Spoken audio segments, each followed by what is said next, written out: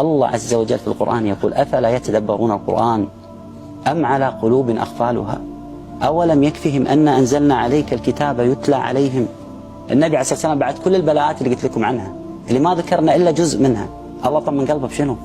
بالقرآن. وكلا نقص عليك من أنباء الرسل ما نثبت به فؤادك. والله لما نقرأ عن عظمة الله عز وجل في القرآن تشعر بطمأنينة، لأن كل شيء عنده بعلمه وهو مكتوب وبمشيئته، والله عز وجل هو المتصرف في الكون كله. اسمع الله عز وجل شو يقول: ألم تعلم أن الله له ملك السماوات والأرض. شنو تكملة الآية؟ وما لكم من دون الله من ولي ولا نصير. ولله ما في السماوات وما في الأرض وإلى الله ترجع الأمور.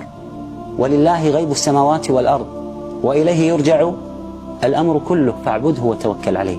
هل يعقل الله سبحانه وتعالى يأمرك بعبادته ويأمرك أن تتوكل عليه ويجعل مصيرك في يد أحد من البشر؟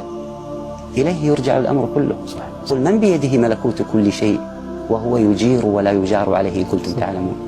قل من ذا الذي يعصمكم من الله إن أراد بكم سوءا أو أراد بكم رحمة. يدبر الأمر من السماء إلى الأرض. الله عز وجل يدبر الأمر، كل شيء بيد الله.